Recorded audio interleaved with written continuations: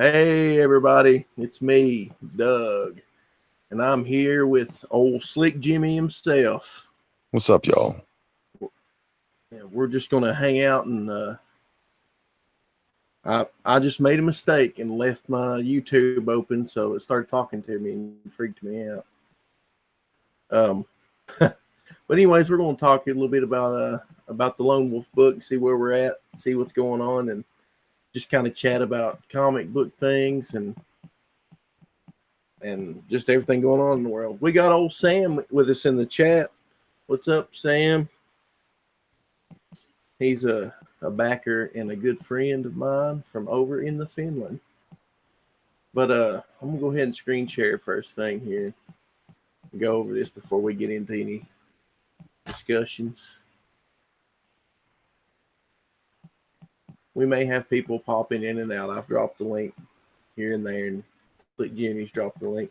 But we are currently at 38%, at 15:59. We've not even been going a week yet. We're getting pretty close to halfway, so I'm pretty excited about that. Pretty good for a bunch of randos. But well,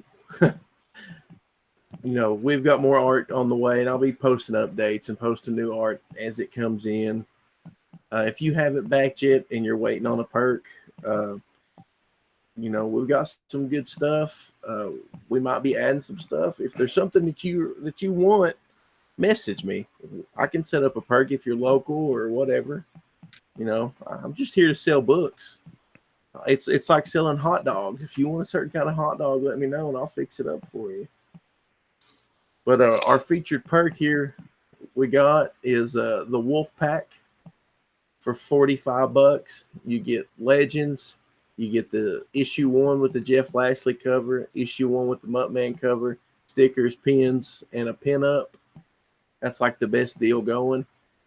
And we got a bunch of other stuff I'm not going to go over. I'm just going to go over a couple of these special ones. We've also got a special edition hardcover book. We're only making 25 of these, and they're all going to be hand numbered and signed by me. You get the hardcover book. It's going to have a bunch of extra stuff that the regular book doesn't have in it. Like we're going to have some extra art. We're going to have some. I'm going to write a foreword for it, and maybe have some creator profiles and whatnot in there. But there's only going to be 25 of those, and 5 of them are already spoken for. So if you want that, you need to get on it. And that's my whole little thing about that. So, how you doing, Jimmy? I'm good. It's morning here, about 11:30. Just been doing some stuff around the house, but I thought I'd drop in and hang out with you for a bit. Hopefully, we can sell some books for you. But at least we'll just have a little fun. Yeah, and chat a little bit.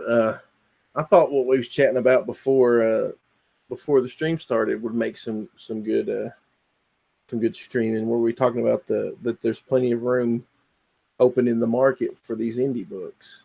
Yeah, I saw a. Let me look up the tweet real quick. It's by Spiral Staircase on Twitter, and it's Brian Hibbs exposes 2018 sales, and in tweet there's an article that's linked. It goes to comicsbeat.com, and it's called Tilting at Windmills, number 27. Number 274.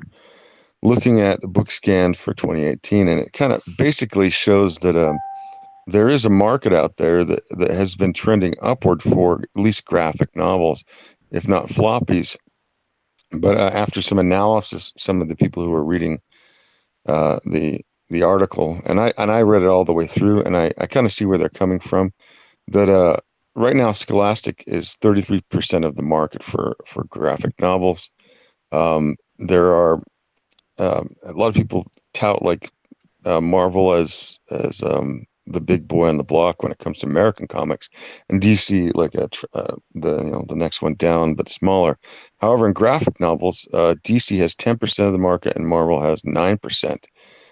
leaving a whole bunch of different other people, other entities, publishers to make up the rest of that. So I'm going to go through the ones that most people in the comics know.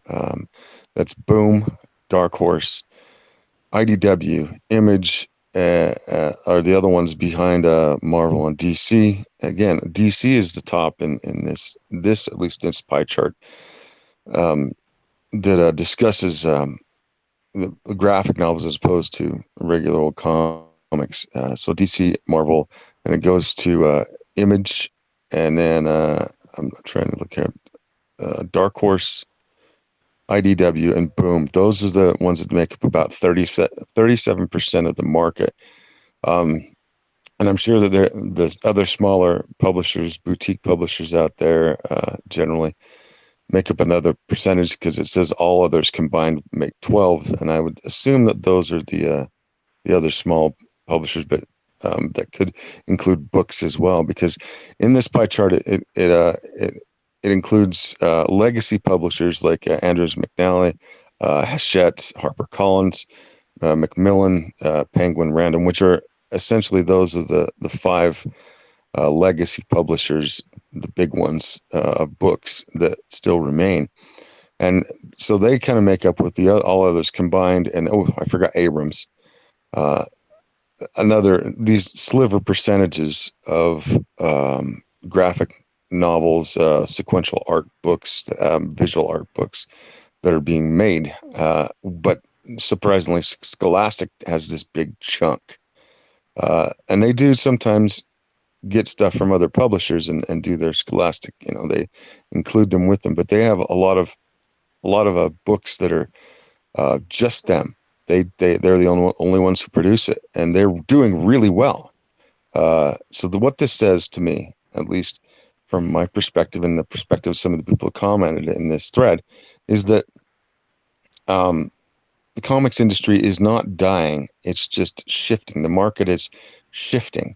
And the old dinosaur kind of diamond monopoly is faltering. And the comics who have ascribed to that model, that system that has been in place for 30 some odd years now, are feeling the effects of that because they're not selling through the many different outlets that could be sold as effectively as they could be.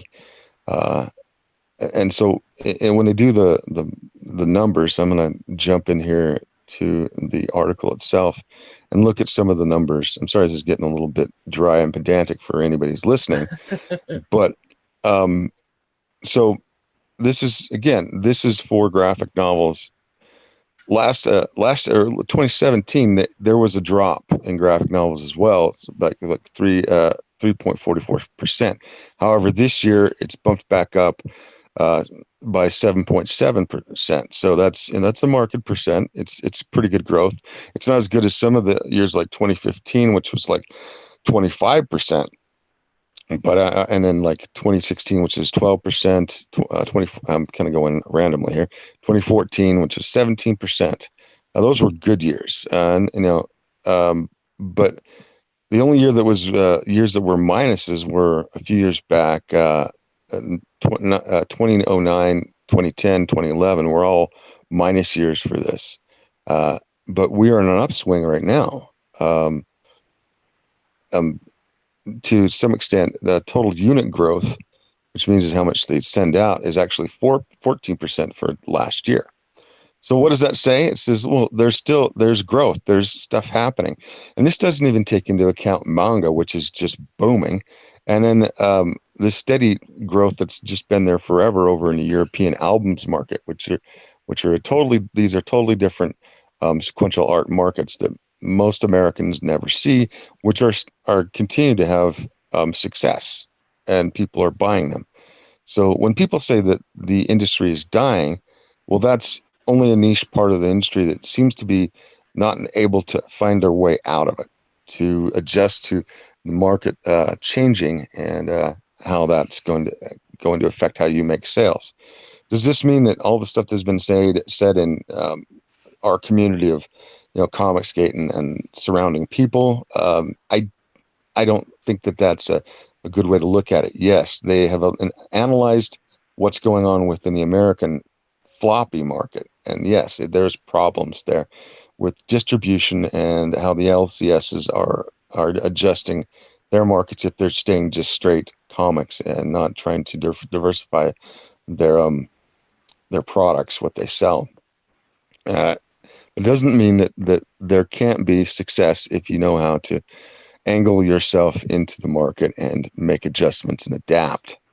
I think that's a good thing um, for everybody overall to understand that there is a way in to make money out of this if you can find it. And again, it's you're navigating a shifting market, which can be a little bit disconcerting if you make the wrong step and throw a lot of money in one direction and it doesn't pan out.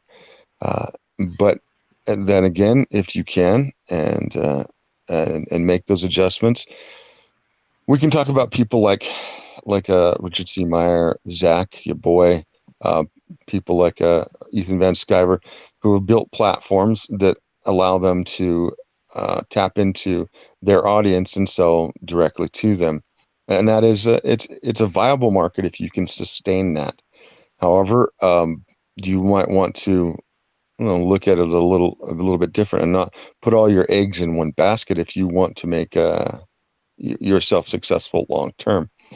Uh, as you make an IP, people who have a book like me and like Doug, we want to think not just to do comics if it becomes successful enough to sustain selling to a small market, and that's what happens is you get your fan base that's loyal to you and you keep giving them what they want. But if that becomes successful enough to have numbers, you can take that to different media outlets and say, look, I've been doing X and it seems to be doing good and there are people who like it. And would you be interested in maybe making a different media out of this IP property? Excuse me, that's redundant, but out of this IP, this property, these intellectual property. And that's where money and learning how to be a businessman and looking at contracts comes in, and becomes very tedious, but it could pay off in the long run. Um, let's look at something like Brian Pulido. Now, Brian Pulido doesn't necessarily have a big, huge like YouTube fan base. I think it would behoove him to maybe cultivate that because he already has a fan base on Kickstarter where he continually sells Lady Death merchandise and his universe ancillary characters, and he makes money that way. Billy Tucci has come in just recently to try and do the same thing, and he's a congenial sort, and I think he's going to continue to grow because he has an IP that a lot of people love, and She and other things he's doing right now are seeming to do quite well.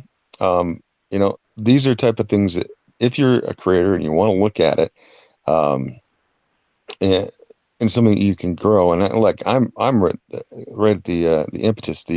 I'm an embryo right now, trying to grow with my book, and I have a limited sphere because I've chosen the mature route as opposed to a 4-quadrant book. So 4-quadrant means that you're hitting the broad demographics of the population equally, or trying to do so.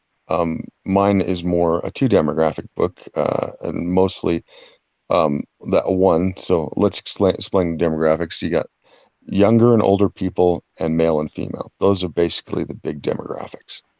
And I'm kind of pandering to the older males than some older females that would be able to read my book and not have problems, um, legally speaking. Uh, Now, with somebody like Doug, I think Doug is more. He's not going to get the younger kids per se because there's some scary things in Doug's book, but I think he definitely taps into the minor group in the teenage realm, and so he's partially into a 4 demographic territory, depending on how his story is written. You could probably write something like his in the neighborhood of like a Goosebumps style, story that it's scary, but it's not, you know, something that would give kids nightmares forever. Yeah. But you could write your story, your character into a story like that would entice them as they grow older to get into this stuff that's a little bit more mature, as a and again, I qualify that as mature, yes, esque, not where it's got adult themes. But and then they could enjoy your stories that have already been published in your catalog as it grows. And that's kind of how you kind of have to think about it. That once you have your IP out there, a lot of people they want to do a limited run and all this stuff. I tend to disagree with that. If you want to do a limited run of a certain type of printing or cover, that's cool. But once you have an IP out there, I think the best way to continue as an independent is to always have ready on demand floppies or other books, other trade paperbacks put I together. agree. That you always have them I there think and people can buy them. I think you saved the limited stuff and the special stuff for your fan base. I hate hearing my voice play back there. I think you're feedbacking. It's Rumble's fault. Is Rumble in the chat? No, I'm on the panel. Rumble's.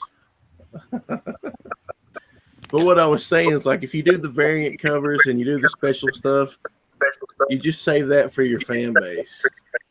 Yeah, and that's when you don't. Yeah, that's definitely like the version of. Is Rumble in here, and does he need to turn off his mic? Yeah, I'm gonna have to mute him if he keeps echoing. Damn, dude. But like what you were saying a few minutes ago, a lot of this mirrors the music industry. If you notice, the big labels are kind of dying out. The way they've done business for 50, 60 years doesn't really work anymore. They've had to adjust. A lot of bands don't even go to record labels anymore. They've established themselves.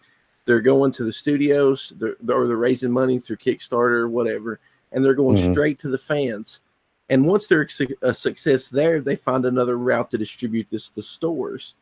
And I believe that's the next step here is to find a way to distribute these books, past your hardcore fans and try to get them into some shops. I think that's completely legitimate. I mean, in a lot of ways, if you take somebody like Peter Samedi, who does massive legwork to get his books into stores, because he's often said that, he doesn't. I don't know if he works through Diamond, but I know from my local store that he's contacted them directly, and they buy directly from him, which I think is cool. It does mean that for LCS, if they're doing multiple creators, or I guess publishers, that they would go directly to them. It's a little bit more in your paperwork, but it might be the way to cut out one crucial middleman that seems to have a stranglehold on a lot of things. And we all know who that is. It's Diamond, who have not. They have not adjusted with the times, which is very sad because it's just the way it is. We have Rumble finally back. Look at his beautiful face. Is that better? Is it better? Yeah, he's got headphones on. Yeah. What's going on, guys? You fix not much. We're just talking about industries and whatnot. Yeah, we're trying to avoid drama for now. Just talk shop about what we're doing as creators. Rumble is not a creator, but he is a person that a lot of us like because he's a good soul, but he's a bit of a firebrand out there on the Twitter. I just have opinions and I voice my opinions. That's it. That's fine. There's no problem with having opinions. He's a champion of the underdog. Yeah. I'm being fat right now and drinking a orange cream shake. Oh, how dare you be fat? I don't even know. I would never know what being fat is like. Yeah, me neither. I'm so not fat, it's not even funny. Here, I'll show the people really briefly. Yeah. This is what I look like. Look at that beautiful extreme fat face. Extreme close up. Extreme close up. I'm there you go. It's the lovely visage that is me, and now I'm going to go and not suffer you any more of that. You'd rather look at sugar anyway, I think. But anyway, this is the thing. Like, I'd rather have a camaraderie within the community than the constant, I don't know, the constant wrangling that's going on I see recently.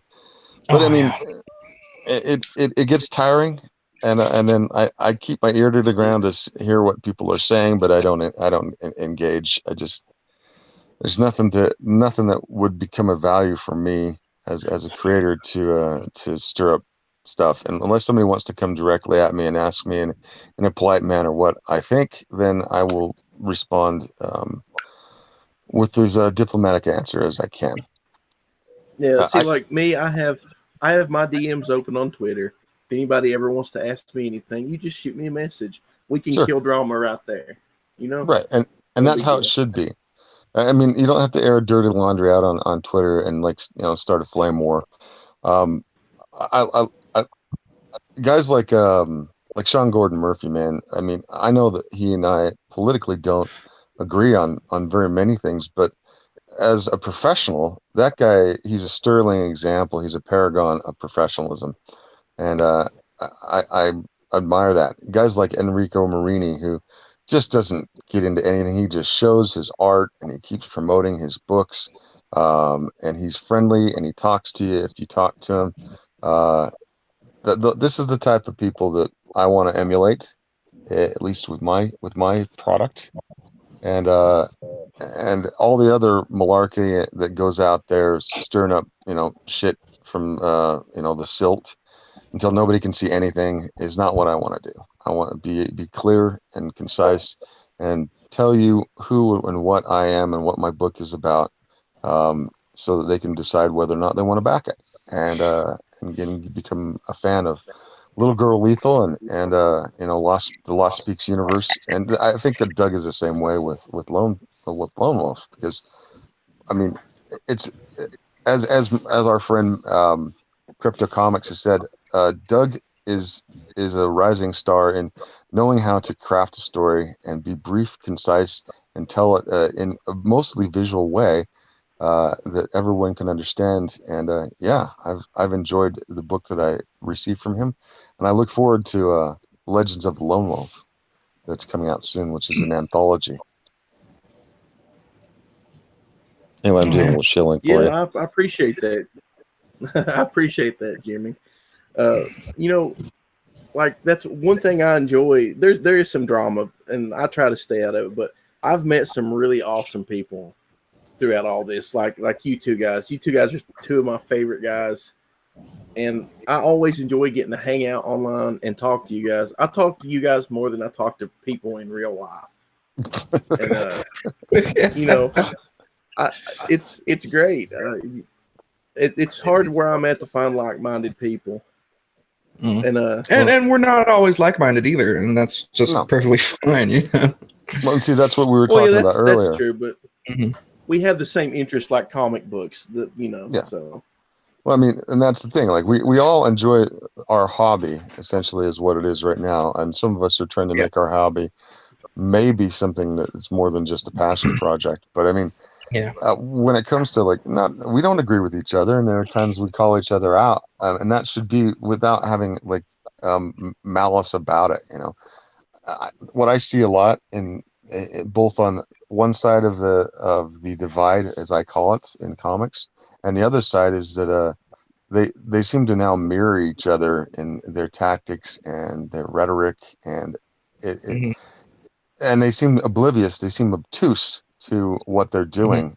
I don't know what the other side is, because I'm not really in their mix too much. I'm friendly with some of them on quote unquote the anti-Comicsgate side, because they've been polite to me. I'm willing to be polite to somebody if they're polite to me, even if I completely disagree with some of the things that they've done or said.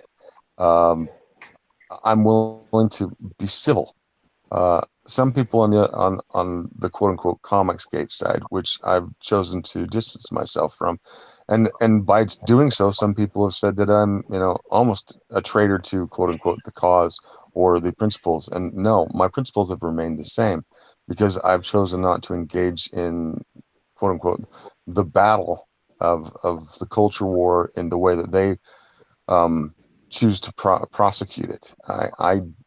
I choose to do it by professionalism, providing great art through my friend Whiskey Paint, and good writing, and then just not being a propagandist. I'm not even of the opinion that politics don't have should not be in books. When they say some people say that there should be no politics in comic books. No, that's not true. You should be able to say those things. You just should be nuanced and not try to indoctrinate people, as opposed to just tell a good story that might have some political aspects to it. Because I've enjoyed many books that do have that. I mean, come on, Watchmen is a classic book that is chock full of a lot of political things that I may not agree with in many ways, but it's a great story. So, and that's just one out of hundreds. I have cats fighting on my bed right now. Get the fuck out of here. I think I hear him. I hear him going. Well,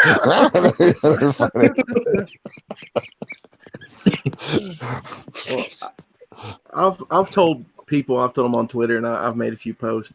The only fight I'm going to fight is the fight to keep the medium alive. I want comic books to live. I want to share the stuff with my nephews, with everybody I know. I always loved comic books growing up. That was a big part of my life. That's what got me into reading and stories and everything. Same here. I grew up dyslexic, and if I didn't have comic books to start me off, I don't know if I'd be a good reader today. I'm a voluminous reader now, and it was comic books. I mean, comic books, I owe that entirely to that. And keep on going. I cut you off. Oh, no, you're fine. I was done. Okay. I mean, it's one of those things. I remember going, my parents, my dad was kind of both of them were educators. So during the summers, they didn't have to have a second job. And so my dad would often take us on a trip somewhere, and we went across the country, and, my like to keep the windscreen clean. I'd go out, and every time we stopped for gas, I'd clean the windshield, and they'd give me $0.25 for that, which is, at that time in the 70s for a kid, $0.25 big money, and by the time I was done, it was a cross country trip. Went back east and did this kind of tour up and down the coast of the Northeast. Came back, I had $12 in quarters. So that tells you how many times I approximately did. But then I went over to and I was a young kid. We're talking like 6 years old, right?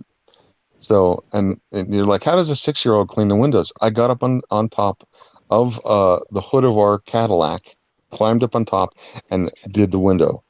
That's how I did it. If you know an old Cadillac, a 6-year-old kid on top of the hood does not leave a dent because it was made out of steel. And but I'd sit there and do that, and people come along and look at me and laugh. I remember that happening because I was sitting there cleaning the window. But that was my little job, and I got myself an allowance on that trip. I came back, and we had just a couple blocks away from us, and that was before. Utah's always kind of been a free roam, let the kids roam and play, and things have changed over time, and now people are real freaked out about letting people run around. But when I was that age, I was allowed to just kind of go run around the neighborhood, and like I said, we had just a couple blocks away, we had a supermarket called Allen's, and I went in there, and I didn't get Superman, I didn't get Batman, Spider-Man. I was attracted to kind of the cartoony ones, and it was the old Fawcett books that had like Richie Rich and Casper the Friendly Ghost. I was 6 years old. That's what looked like fun. Wendy the Witch. There was several others, and I got a big stack of those because you could get them for 5 cents. So I had $12, and then my dad was all mad that I spent them all on comics. But I had a huge stack of comics that I read for a good long time, learning the words, and and that's how I learned how to read. And it only translated into like 2 years later, Spider-Man, Batman, Superman. As my parents bought me an anthology book, a compilation of Batman and Superman in hardback, and they had that kind of that canvas cover. And I had those for years, and I read those until they fell apart. So yeah, that's how I learned it. That's how I learned how to read. I was just holding up a picture of 6-year-old Rumble right there. Bam! Look at that cute son of a bitch. He's so cute. What happened to him? That was before the world got a hold of me. Well, so I think all of us kind of feel, at least the ones here, feel that that's how comics has kind of been there for us, and I want them to continue to be there, because I don't think TV has the same impact upon learning words and understanding the things that can be taught through indelible pages that kind of sit there with you, that you can always refer to almost immediately, as opposed to something that you have to go put into a player and scroll through and find your favorite parts. A comic book, you can find your favorite part, your favorite emotion almost immediately, just by flipping through it really quick. And again, even if you're not trying to teach something with your stories, you may be teaching without knowing it. The subtext sometimes, or the thematics, often aren't known to even the person who's writing. It's just they're telling their thoughts and congealing it into something that is entertaining. But in that entertainment, I mean, like, it goes back thousands of years around a campfire. That's how we teach our people, through stories. Mm-hmm. That's the best way to teach, as opposed to the pedantic and professor telling something. Everybody has their favorite teacher that knew how to make the subject come alive, and it's the same thing with comics, in my opinion. Sorry, I'm pontificating. No, I got into comics. My oldest brother, since I'm the youngest, my oldest brother had a big old binder full, and I want to say this was back whenever Image was just starting. So he had like books like the Max in there. He had the Ferret, which was when he had, it was probably the Ferret. But I remember whenever he wasn't home, I would sneak into his room and I'd read those comic books, and it felt like I was doing something like really bad, so I would have to hide in the closet. Well, a lot of those comic books were pretty risque. They did have some cheeky stuff. Yeah. And I do miss that day when people didn't screech about quote unquote objectifying women, even while they're objectifying men most of the time. At the same time, I mean, men are visual creatures, and we're being denied that part of our existence in the current zeitgeist, because it's bad that we look at women and say, oh my gosh, I appreciate her aesthetics. But again, I understand that. I was in my 20s at that point, and I definitely enjoyed those comics of that era. It's in my opinion, one of the best eras of comics, although sometimes it got a little silly with some of its exaggeration. But every comics era has its silliness. I mean, you look back in the 60s with the DC comics. Holy shit, were those silly, 50s DC was pretty damn silly too. But that doesn't mean they weren't entertaining. They're just silly, and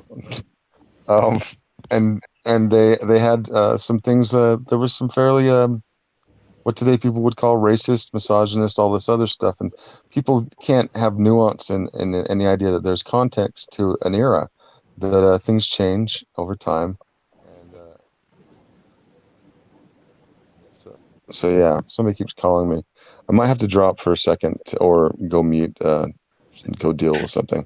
Talk amongst yourself. Talk amongst yourself. Oh, we will. Yeah. Oh man. No, but it was. Well, go ahead. No, you go ahead, bud.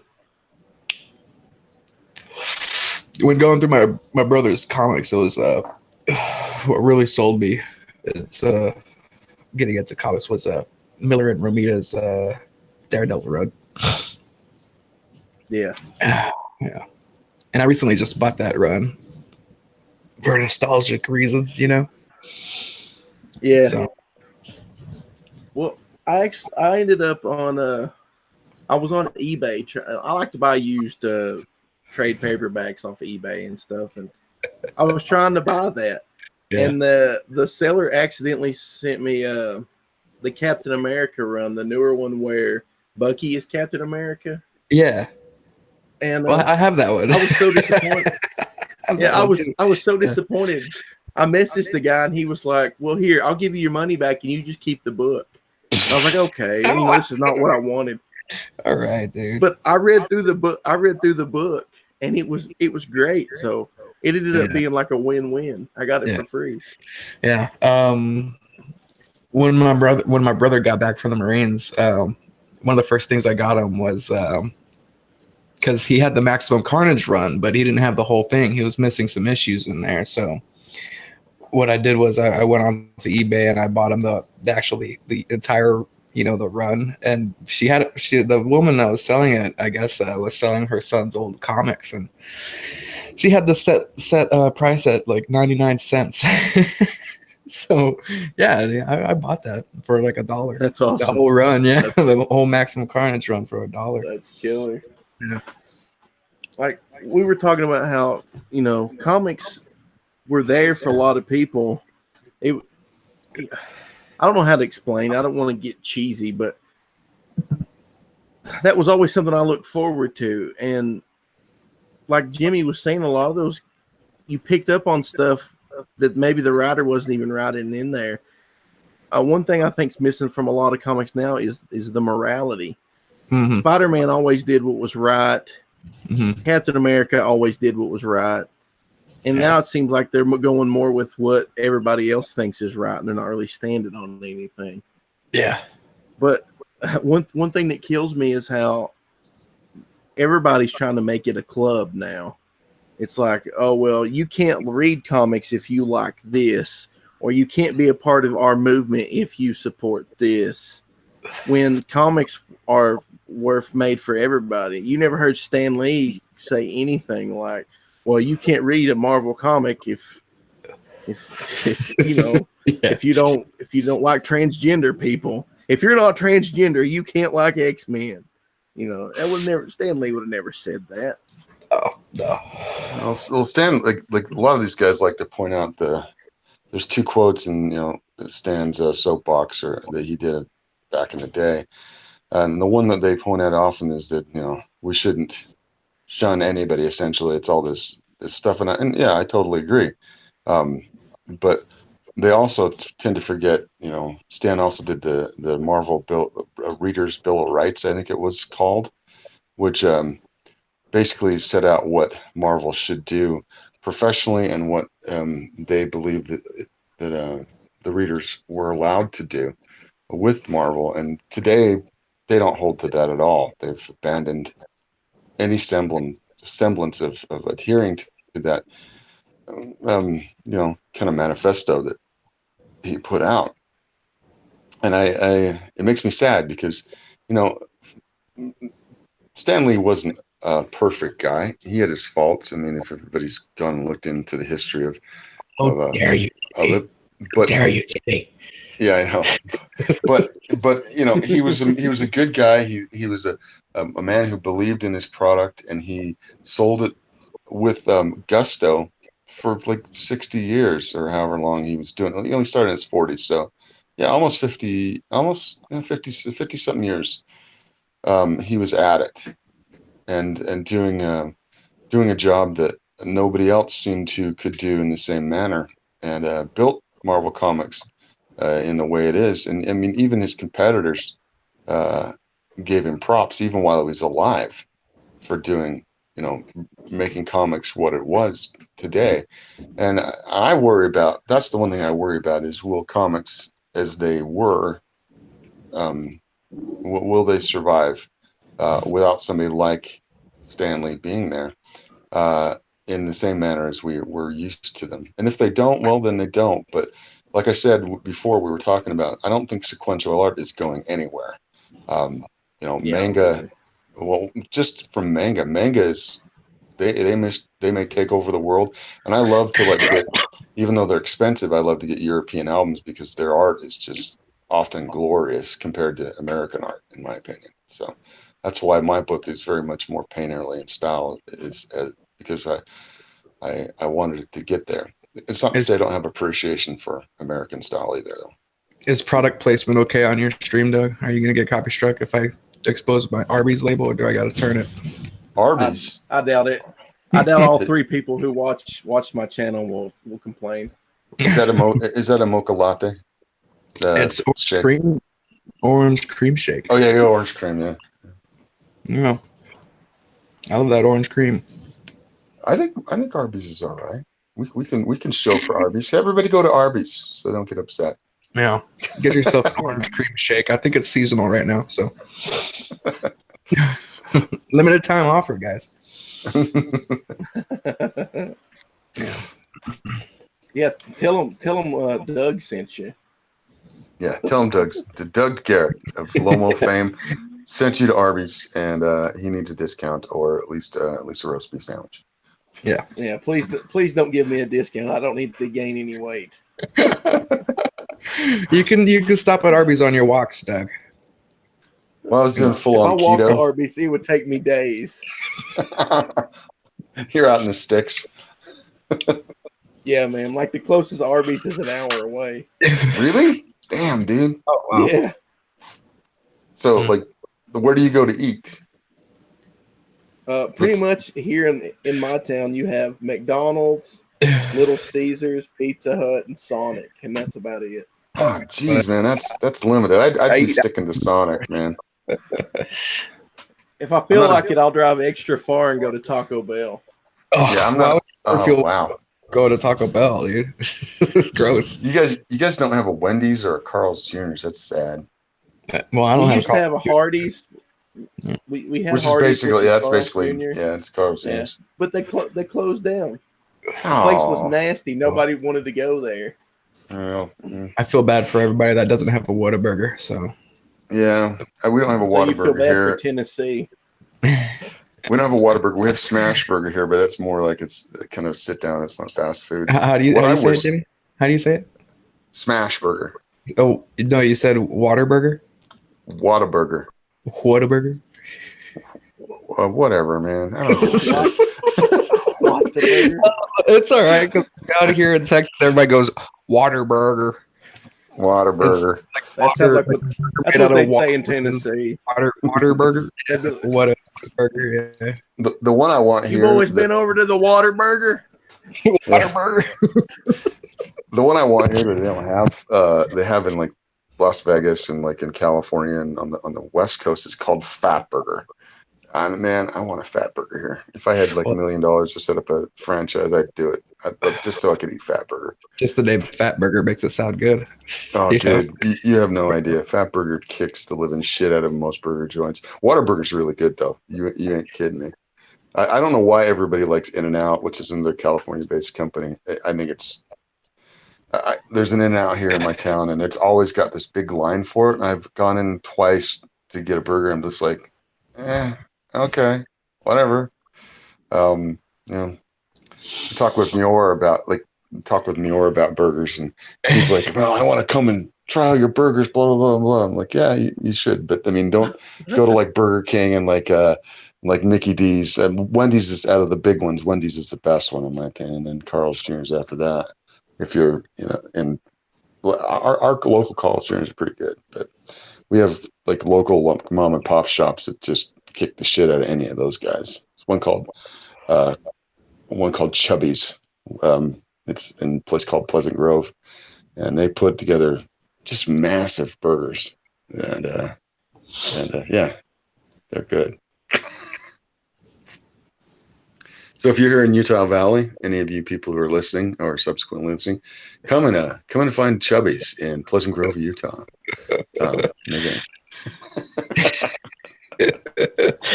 Yeah. we have a place on the square, and they have their burgers are all goat meat. What? But yeah, man, it's goat meat, but it's really really good.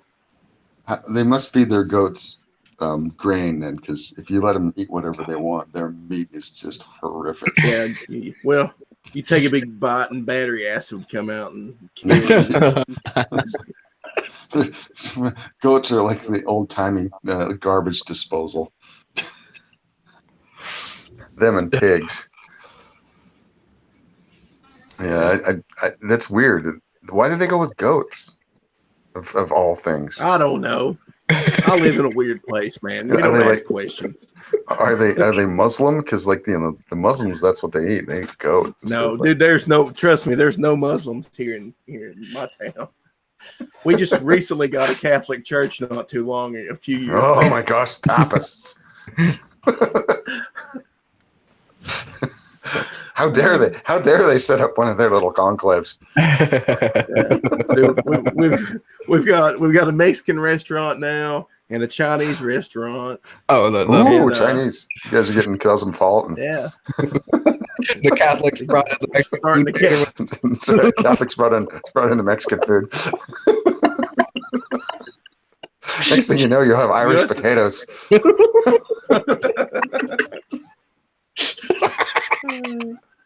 Oh goodness! I tell you, I live in a strange little town. Well, this is the South, so I mean, we us Northerners and Westerners have gotten used to it. Aren't you? Rumble's Texan though. He's Texan. They're a whole different breed than by themselves. Oh yeah. Yeah, they think Jeeps are manly. Come on. See, what I think is manly is like old lead slid, long Cadillacs and the 50s and 60s cars. Those are manly. You get in those and you're like, God damn. But like big raised trucks, I mean, we were talking about this the other day. A raised truck that's all shiny and everything looks really pretty. It's like a useless, it's like tits on a bowl. You know what pisses me off about those people is that they have these raised, lifted trucks, and they drive 5 miles per hour over a speed bump.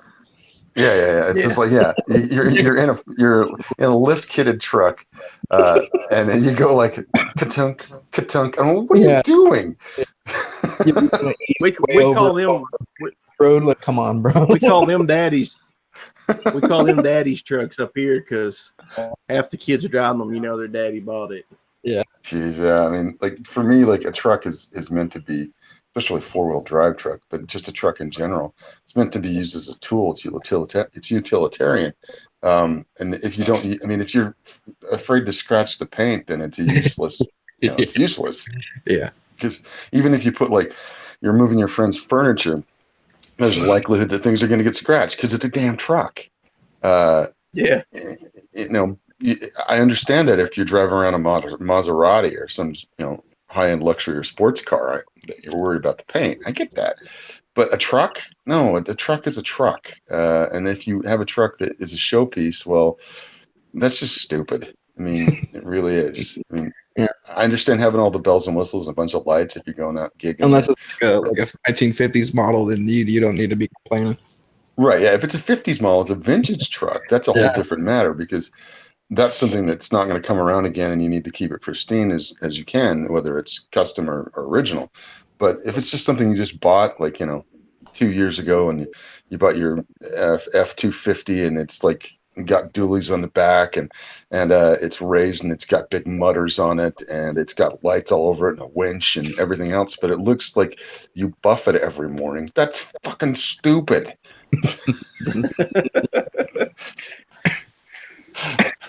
Oh man, my Jeep has algae growing on it, so yeah, I mean that's the thing. Like you use your Jeep. I mean, and now I know that our friend Doug Garrett doesn't understand the nature of what a good true Jeep can do.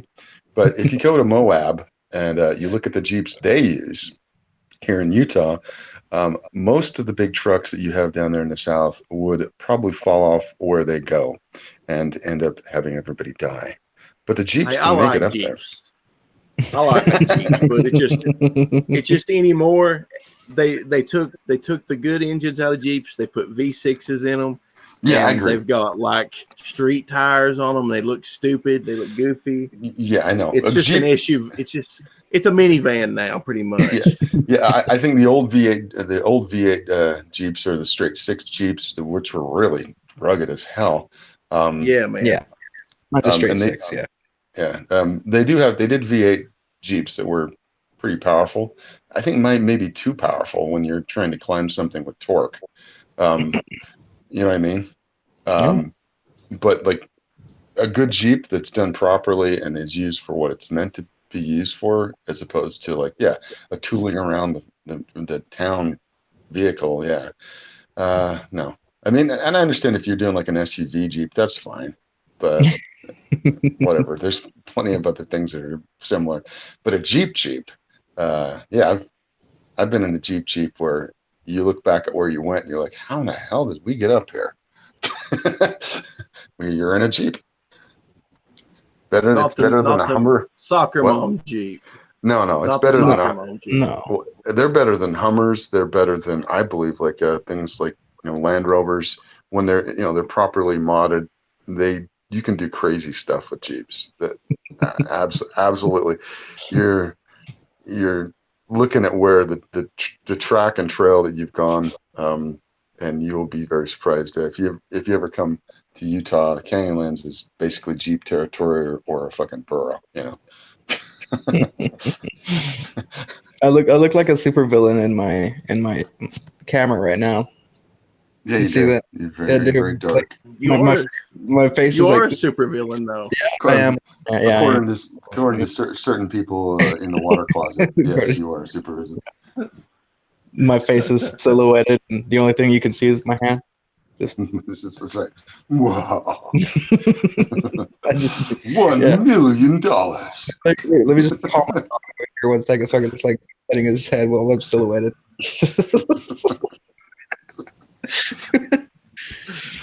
I'm gonna go quiet here for a minute.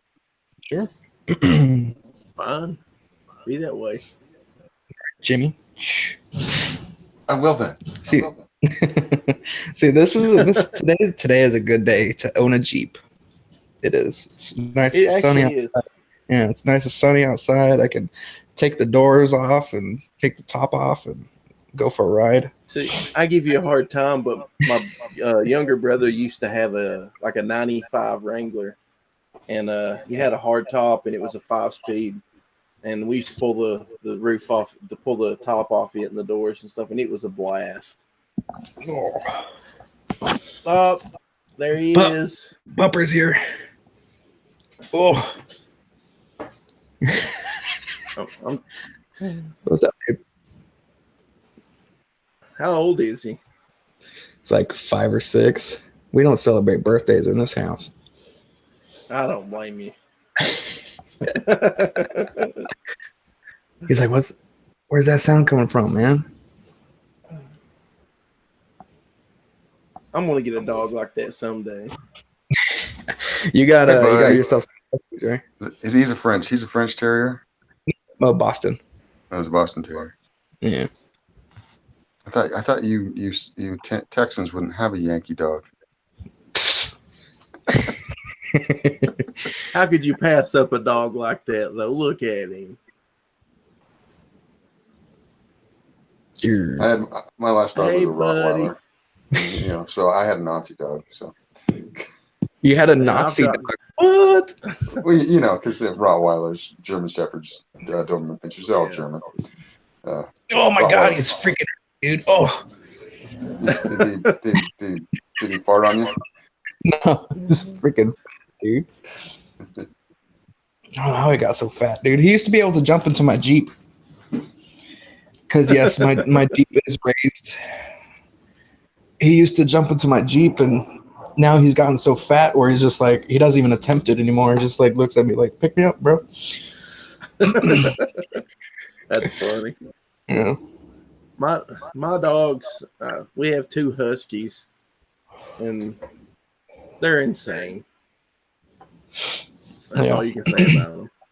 Oh, I used to live with one of my old high school friends, and he had a husky in this apartment, and oh man, they I shed would like never crazy. box one up, man. Yeah, they shed like crazy. Like we would just clean up that carpet, and we could build a whole new dog out of the hair that was pulled out of the carpet. Yeah, It's crazy. Nice dogs though. yeah, they're terrible watchdogs though. They want to be friends with everybody. Well, yeah, that's this one right here, my buddy right here. It's just I take him to the park. He has to run up to literally everybody there. Has to be like, say hello to everybody. That's funny. Yeah. I either want a dog like that or I want a Dachshund. That's why, dude. Those are so ugly. They're so cool. This girl I used to be friends with, somebody gave her one, and I was hanging out at her house, and me and that dog became best friends instantly. It hated everybody else in the whole world, but for some reason, it came up to me and sat in my lap and became my best friend. And I told her, I said, if you get rid of that dog, I said, I better be the first person you call.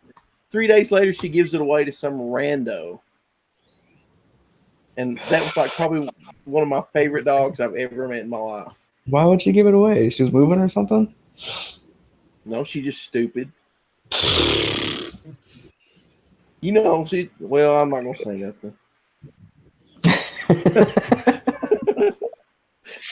She could be I'll get in listening. trouble. Yeah, well, I doubt it. She hates me. Oh, that's probably why she gave it away to some It random. happens. Probably. I didn't know she hated me then. She just like, oh, Doug, you're my friend. And says walk away. She's like, I'm gonna give this away to make him mad. Spite him. Oh, there's this new show on Netflix that I started watching today. It's called It's Bruno. It's just about a dude and his dog. It's pretty funny. It's just like quick little 10-minute episodes though. So I blew through them all in like an hour. So it's a funny show though. So you should check it out if anybody has Netflix. It's a funny show. I turned my Netflix off. Why? Just I got mad about them making that little kid drag queen show and stuff, so I turned it off. oh, what? Wait, what? You know that boy that was the little boy that does drag queen stuff, The Amazing dances in gay bars? Amazing or something? They made a show about little boys who are drag queens. You not heard that? No. Yeah. I don't know if it's come out yet or what, but it's Netflix apparently has produced a show like that. So I was like, I'm done, and I just turned my Netflix off. Oh, it's all I have. So I'm gonna have to. I've got Amazon. I've got Amazon Prime. I watch that. Yeah. I might have to hit up my old roommate to give me his Hulu password. Yeah. Like, hook me up. Hook me up, bro. I don't want to watch little boy drag queens. Yeah, their TV, like whenever Netflix started off, their TV shows were always like the best. Like there was great series. The series that they put out were always like great. But then it's like they become like progressively progressive. It's like it's insane. Yeah. There's this new one. It's ridiculous. Amazon. Yeah, there's this new one on that I started watching. It's called just Roswell something, not like Roswell, New Mexico, or it's a new show. I don't know if it's on CW or if it's a Netflix original though. But it's just called Roswell. Something or other about aliens and whatnot. But like the first scene of the first episode is just like. She's like, this is Trump's America. And I'm like, oh my God. No. Like, come on. I gotta turn it off. Done. First scene. There for a while, I was watching the CW shows, where they had the superhero shows. And it's like they started off okay and they got really progressive. And I Yeah. can't remember which one it was, but one of them made a reference to Trump in something. And I was like, okay, I'm done. Yeah. This is a fake universe. Why do they have to bring real life stuff into it? Right. Exactly. Oh. I kind of just use a fictional president and go with that. No. Yeah, I mean, if you want, okay, if that bothers you and you don't like what he does, you can make an episode or whatever and hint at it or whatever. But using the real name and dragging all that stuff through there, it's just ridiculous. I'm always grateful that the CW writers didn't mess up Supernatural like that. Yeah, I love Supernatural. I haven't watched any of this last season. I usually binge them all. Oh yeah, I started watching it again. Yeah. I love that show. Mhm. Sam in the chat says Into the Badlands is a great show. I've watched the first season. The first season. I kind of liked it, but I kind of fell out of it. Yeah, I started watching season 1, and then I lost interest in it, and then I heard Jimmy talking about it one night, and I was like, you know what, I'm gonna try again, and I got a little further into it. I think I want to say I made it to like season 2, and then I got disinterested in it again. So maybe I'll take Sam's advice and watch it again. He says so is Vikings. I watched the first 2 or 3 seasons of that, and then I don't know what happened. I just kind of quit. I think I forgot because Yeah, yeah. I watched Vikings too. I totally I meant to finish it because I thought it was great. I think it's turning into Game of Thrones where they kill off the main character. Oh, spoilers! I don't watch Game of Thrones anyways. No, I don't watch Game of Thrones. I'm just saying it's kind of like with Vikings, except they did do what I say. They killed off the main character. Yeah, But I'd heard that. I saw the new advertiser for it. Noticed he wasn't in it, so I kind of okay, then, they killed him off. I think someone spoiled that for me, and I'm like, okay, well, why would I watch it? That might be why I quit watching it. Actually, somebody probably said it. I was like, well, I'm done. Yeah. Oh man. Before I jumped in here or before I went to go get my shake, I was watching the Netflix tribute to the Laugh-In, that old sketch comedy show. Yeah. From the 70s or the 60s and 70s, and it was like a tribute show to that, and I should have known. Like I should have known going into it right whenever like they were giving like the opening credits of like who's going to be attending this or who's going to be acting or role playing in this, or it's just like names like Michael Rappaport and Chelsea Handler and Bill Maher. And it's like, oh gosh, like I should have known. And then sure enough, like 10 minutes in, it's like Trump reference. They didn't even name him. They just said orange, the president with an orange face. And I'm like, oh, you bastard. Yeah. Turn it off. I just get tired of like hearing the stuff. Yeah. It's like I used to love Conan O'Brien, man. Used to love Conan. Yeah, dude. Back in the day with the comic dog, or Yeah, I even liked him when he was on the Tonight Show for a season, and then they got fired. Yeah. But like lately, I can't watch him because all it is Trump jokes. Yeah. It's like, come on, Conan. I know Conan is a lot funnier than that. Yeah. And that's how I feel like that somebody's telling him he has to make Trump jokes. It's just too easy. It is. It's just too easy to make Trump jokes. It's low-hanging fruit. It is. Yeah. Do something intelligent. Yeah, it's like 90% of comedians are making fun of making Trump jokes, and it's just like everybody's like stunning and brave. No, it's not stunning and brave when it's a popular opinion. And there's nothing stunning and brave about sharing a popular opinion, I probably could have my own show right now. I could just come on and go, Orange Man bad, am I right? And everybody'd be like, yeah, he's so funny. Get this YouTuber on prime time. There's a dude that I absolutely hate, and he's from here in Tennessee, and they call him the liberal redneck. Oh, I know And him. Yeah. he's not a freaking redneck. No, He's a hipster. it's a character that he plays. Yeah, he's a It's a hipster character. from Knoxville. Yeah. And He just he's dresses an up, idiot. does these videos, and they call him the liberal redneck. But let's face it, dude, there's no such thing as a liberal redneck. No, I hate the dude. Yeah. I've got friends that they're like, oh, he's so funny.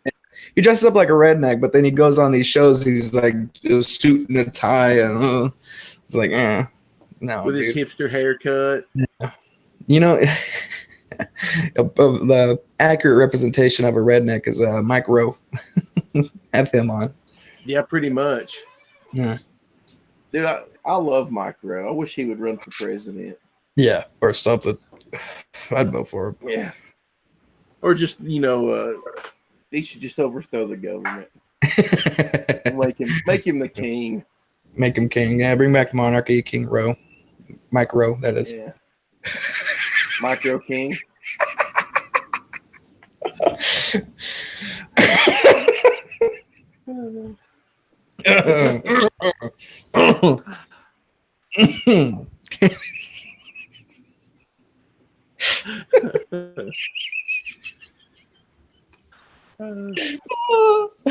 Oh man, Mike Rowe, dude. Yeah. But I know who the liberal redneck is, and yeah. That dude annoys me too. Hey, mate. At some point, I heard they were going to give him a TV show. That must have fell through because that was like 3 or 4 years ago. Probably like talk show or something. Like there's not too many talk shows. No, it was gonna be like a sitcom based on him being a redneck and moving to it'd just be California, like, pretty much. It'd be the liberal last man standing or something like. Well, I think what they were going to do is make him be an actual redneck and just make fun of everybody from this area. Because you're ignorant if you go to church and you try to be a moral person. You're just ignorant and stupid. Yeah. Caring about your livelihood and your job. Yeah, you're a terrible person. Not wanting people to murder babies. And, that's my how I'll tell anybody if they ask my stance on anything. I don't really care what other people feel about other things, but I don't really want to hear about it. I don't think your whole life should be you standing on a street corner going, "This is what I think," and hold up signs. Yeah. That's why it makes me want to protest. I think I'm going to go protest somewhere. Just make a big sign that says "I don't care" and just stand there all day. Yeah, right. You couldn't make me care. Yeah, you couldn't make me care, man. Ugh. Obviously, I would care though if I made a sign that said "I don't care." Right? the piece of purpose. You obviously care if you're going out there to say you don't care. I care much about how much I don't care. Yeah, there you go. What other good show? You know what? I kind of just started binge watching the horror movies on Netflix. Watched this good one last night called The Monster, and I think the only thing that made it good was it had a good story. The characters were good, but it was basically the story of Cujo, but instead of a rabies infested dog, it was an actual monster. So yeah. Through the whole movie, it's just like these mother and her daughter trapped in a car. Yeah, that's funny. But yeah, it is. I was watching this. I was like, this is just Cujo without the dog. Well, you can't make Cujo now because you'd be villainizing an animal, and you can't do that. Yeah, villainizing. Yeah, can't do that. Yeah, man's best friend right there. Even I would be like outraged, like, no, that would be animalist. Animalist. Yeah, animalist. Yeah. What made this movie so great was that it didn't use CGI for the monster, which was amazing. Yeah.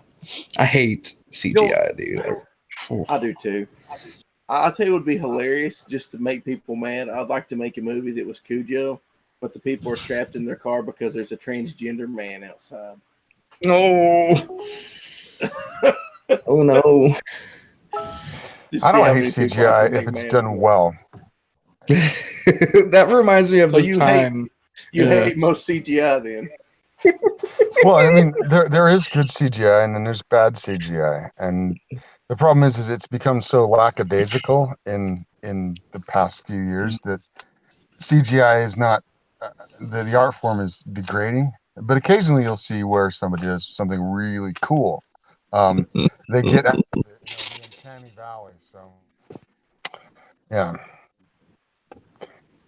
and so that's how I look at it. But I like the I like the meshing of practical and CGI together so they look seamless. And I don't see that a lot right now. You can often see like where they green screen stuff and where things just look clunky or they look weird. They haven't spent the time messing with it enough. Yeah. Well, you know what I noticed is that some Netflix original anime is going to the route of CGI. The new Ultraman is like that. Yeah. There's this other one. I think it's called like Geese or something along those lines. But they're going with like the CGI route, and it's very clunky. Like the movement of the people, like it's not as fluid as actual anime or the yeah, it's very stiff, and I can't get into it with knowing or seeing that like that. Yeah. I did watch that Ultraman. Ultraman, and Yeah. the story was really, really, really good. But Yeah. had they actually animated it, it would have been like amazing. It would have been better. Yeah, like the movements were very clunky. It's a good show, and the armors look amazing. Like the suits, it's incredible. Yeah. Mm-hmm. But yeah, it's very But clunky and It's cheap. It's cheap animation. yeah. Yeah, we call that kind of animation melter animation because like melter, Meltermation. cheap and crappy. I only try the worst. If it doesn't suck, I haven't done the best job at making it work. Oh no, some of those are actually even worse than what you've described because some of them I've actually seen on Funimation Network. One of them being like a weird detective show called something Derek and Driller or Daryl and Driller or whatever. But it's bad because it was the people that were CGI and how they moved. Sometimes it would be animated, and sometimes it wouldn't, and I was like, ugh. This didn't look really that great. I mean, it was a decent story, but at the same time, it was pretty much forgettable. And I've seen a lot of other like really cheap ones they would do like big budget ones, like I guess like was it Attack on Titan or something like that. They'd have like in the background like hordes of monsters are coming after you, and all the monsters are CGI. They try really hard for you not to notice. Sometimes they don't try it at all, and you can just notice it so easy in the 2D environment. It looks bad. Yeah, I hate bad things. Mm-hmm. Bad things are bad. They are. All right, I'm back. So everybody was talking about just some good shows they've been watching lately. Mm-hmm. Yeah. I saw John Wick. I like John Wick. John Wick was good. Yeah. Go see John Wick. Go see John Wick. Well, I think I knew that you would be happy with John Wick. Well, I mean, look, if you don't like John Wick, I understand that I watch guys who are gun guys on YouTube, and there's one dude, and I can never remember his name, but he's from TFB, whatever, and he does not like John Wick, and he's even a cousin of Keanu Reeves, but he goes off on John Wick being like he can't understand the world and all this other stuff, and I'm like, then you can't suspend your disbelief. I mean, of course, when you see people getting killed in like public areas of New York City, This has to be a different world than the actual world we're in. So suspend your disbelief that John Wick's world is different than ours, and then it'll all start to kind of gel together that, you know, this shit happens, and because it's John Wick's world, even though it's set in New York City.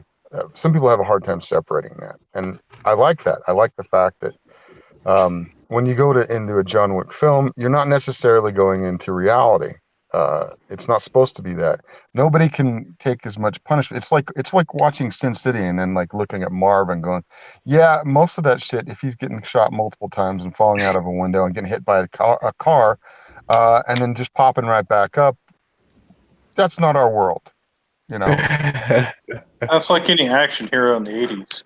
Right, and that's what John Wick is. Like, he does in this movie, he gets hit twice he hits subsequently by two different cars, and basically kind of rolls on the ground and then gets himself back up slowly.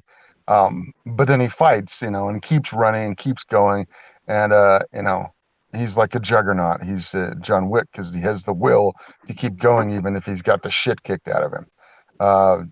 That's John Wick. And no, if the real world isn't like that, there are instances of things happening like that. Anybody knows the story of Lone Survivor of I'm blanking on the SEAL that survived in that, and he told his story. But yeah, Mark Wahlberg didn't Mark Wahlberg play? Something something I'm blanking on his name right now. Here, but he Purcell, something like that. Fuck, it's gonna bother me because I want to honor the guy by telling his name, and I can't remember his name right now. But you know, his experience of keeping going while he shot up multiple times, as were all of the SEAL team that got, you know, they kept shooting until basically they got shot in somewhere vital and they couldn't keep going, but they kept going until that happened. He just didn't get a major shot, but he basically got shot multiple times, fell down a damn mountain, busted himself up, and still kept going until he was saved by an Afghan village that watched him from afar fighting the Taliban, and was found his valor, his tenacity and valor, something that should be preserved, and that's why he lives today.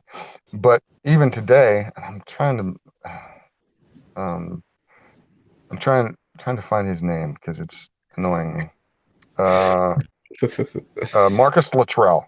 Marcus Luttrell. Even today, he's still suffering side effects years later from that event. He's not the same man. It busted him up, and this is one of the toughest guys on the planet, right? So when you watch John Wick, you have to suspend the disbelief that, yeah, in the real world that ain't going to be happening. And he, after, you know, however long these three films take place, seem to be subsequently back to back to back. He's been fighting for what, like 4 days or 5 days? I don't know how long it is within real time, but he's been going basically nonstop, kicking ass for 4 days and taking names, but getting the shit kicked out of him. That doesn't happen in the real world. It just doesn't. But that's the fun of the movies, right? I mean, for God's sakes, there are movies where just silly bullshit, especially like Japanese movies, where, you know, there's a movie I love called The Machine Girl, and some crazy fucking shit happens in that film. That if you don't suspend your disbelief, you'll never enjoy it. You'll just be like, what the fuck? But I mean, it's just a movie. But then people say the same thing about like, say, The Last Jedi. You gotta suspend your disbelief. And I'm like, no, you set up a universe that you just fucking destroyed. Wasn't it Mike Barron who said that he can't enjoy superhero movies because it's just too unreal or something like that? It's not realistic. Yeah, I'm like, okay, you've been drawing comics forever. Like, comics are they're like, I know everybody hates Movie Bob, but Movie Bob used to say comics are weird. Well, they are weird. They're fucking weird. Yeah. And if you don't take into account that you're going into a comics world where things are fucking weird, then you're not going to enjoy them. If you can't suspend your disbelief and you have to have everything like, you know, reality based, well, then that's just not going to happen. Even with like the Punisher, who's, you know, a lot of times avoids the other superheroes. That motherfucker's like he's like the goddamn juggernaut in a way. And, you know, I don't know if anybody's ever been hit with a bullet. A friend of mine was, I'm not stupid enough, but he put on a bulletproof vest and they shot him with 22s. And now then that's so he's nowhere near in any danger, right? But he said Yeah. those little 22s smacking into him left big old bruises, and he stung like he'd been like the worst bee you could ever possibly think of. And he says, and it stopped me. It took my breath away from me.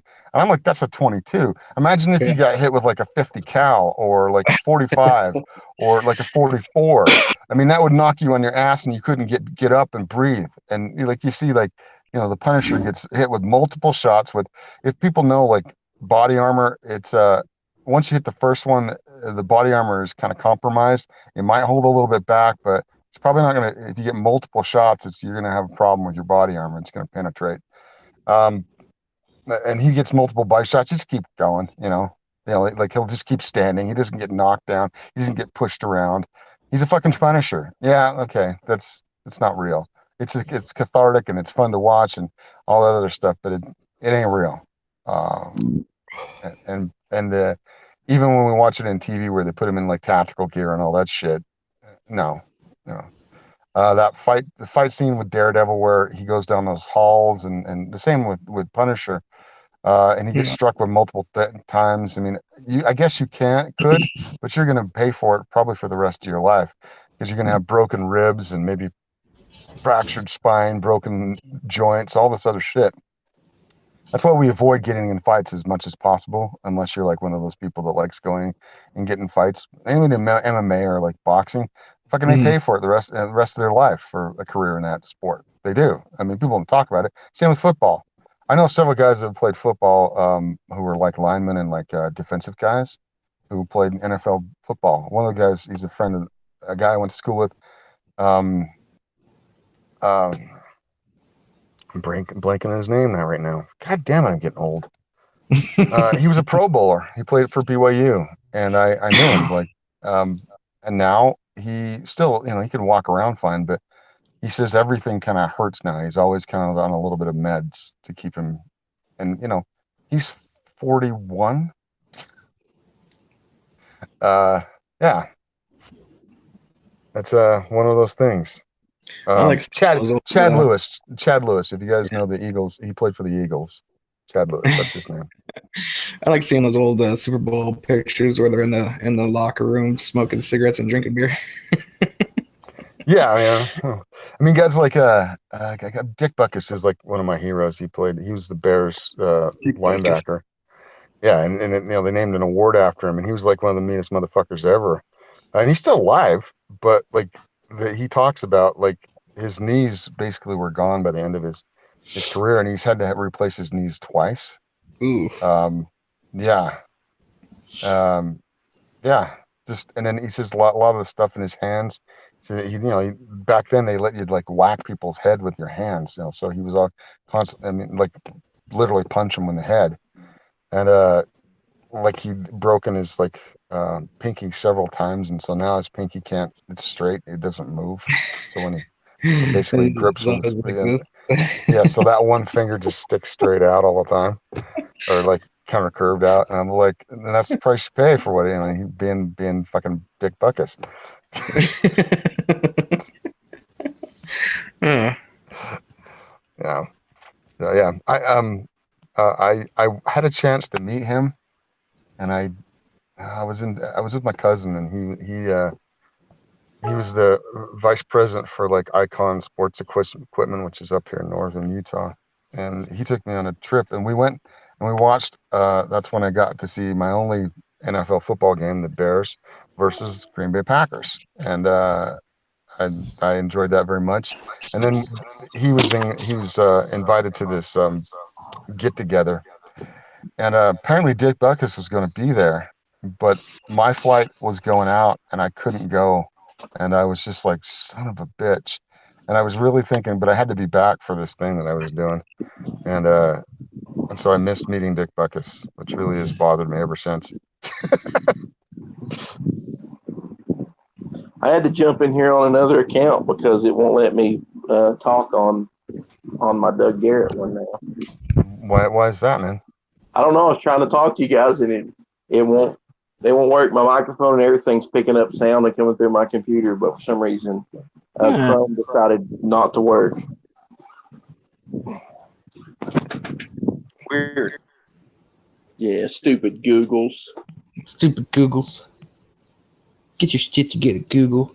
Yeah, Google. I think I do understand where Mike Barron is coming from when he says he can't. It's like comics don't really translate well to the screen. I mean, it does. I mean, not back in the day. It was with that cheesy CGI and whatnot, but it's making some bounds. So, maybe one day Mike Barron will enjoy a superhero movie in theaters. I mean, if you look at like the last two big Marvel movies, which were the Infinity War and the Endgame, which is basically one movie, the CGI was really good in there where it didn't, at least to me, look fake. It looked real. Now, with that said, I did go and see the Detective Pikachu movie. Yeah. And there were times it kind of felt out of place, but it wasn't to be too realistic. It had that feel for like kids, because it's not not the same kind of movie, but it was like something different though. Well, I hear nothing but great things about Detective Pikachu. It was a great movie. I mean, I liked it. Mm-hmm. Nerd. It's the only movie based on a game that holds up, which says a lot, Well, this is the first time they actually had to make a real life movie of Pokemon that felt like you're inside like the world and make it just look normal, kind of like Who Framed Roger Rabbit. Pokemon, gotta catch all three. Oh, hey, when you say that, it's funny. In the movie, at some point, you'll see Ryan Reynolds as Pikachu walking, crying, and singing the original Pokemon theme song, and it's so funny. Well, no spoilers, bro. You just ruined the whole movie, Melter. That's not the whole movie.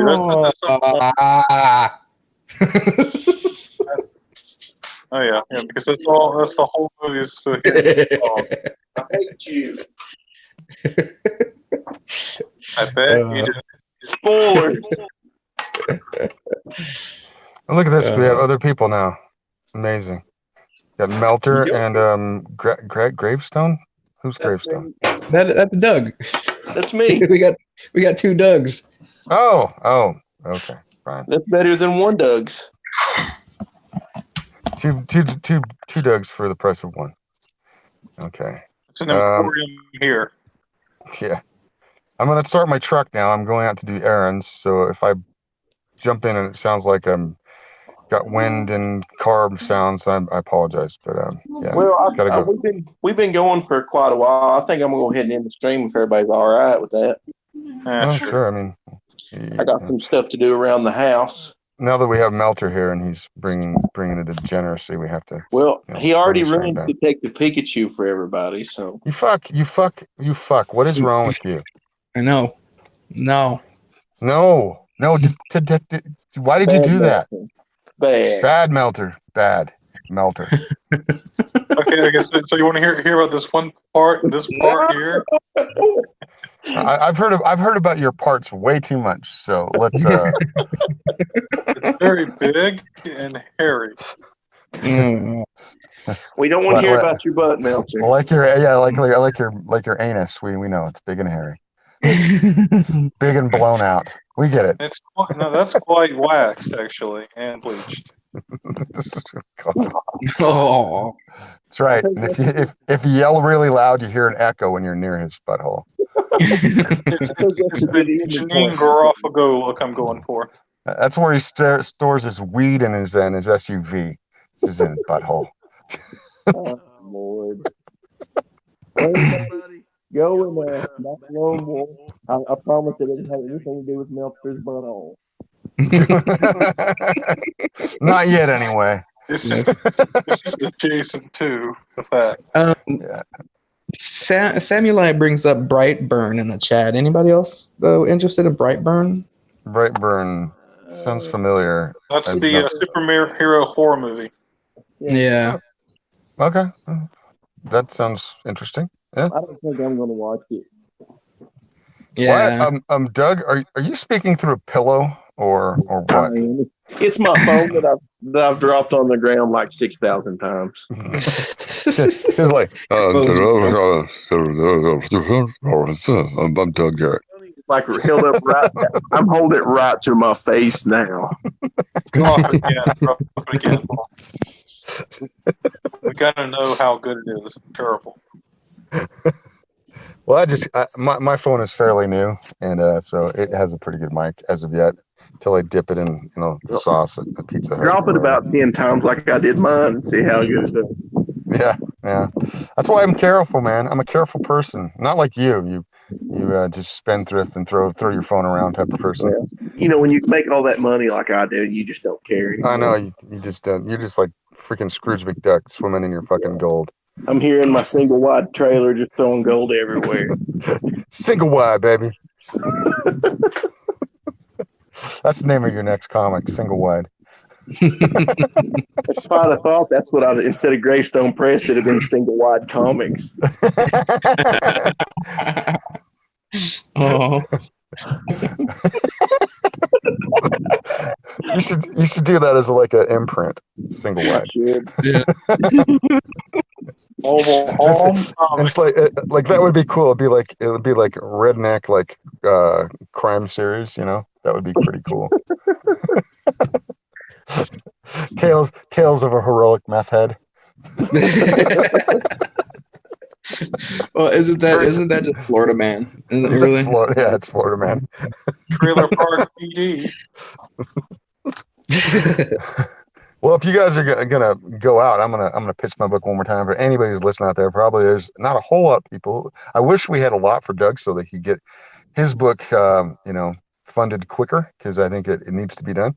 Everybody go out and buy Legends of Lone Wolf, which is an anthology book put together by several artists and writers. And also my book, which is Little Galito, currently on Indiegogo in demand. We're almost to 22,000 if you want to go put a little bit down and get yourself a sexy, violent, crazy-ass book that it has beautiful art and really, really quite good writing, because I'm a hell of a writer. Go do that and help us crest 22,000. If you like a pretty girl named Sugar Lightspeed, and you've seen it in my Twitter feed, you will enjoy this book immensely, because you will see her almost in the Altogether in one version and the Full Money in the other. And if that's something that sounds good to you, while she's dealing out mayhem and destruction and bloodletting, pick it up. Yeah, All right, do that. I'm done. And go follow Rumble on Twitter, because he's the hero that we deserve and not the hero we need. That's right. Oh. And Oh. he's a hero. I'm blushing. Well, hope y'all have a good day, and I appreciate you guys coming on with me. No problem, man. Goodbye. All right, everybody.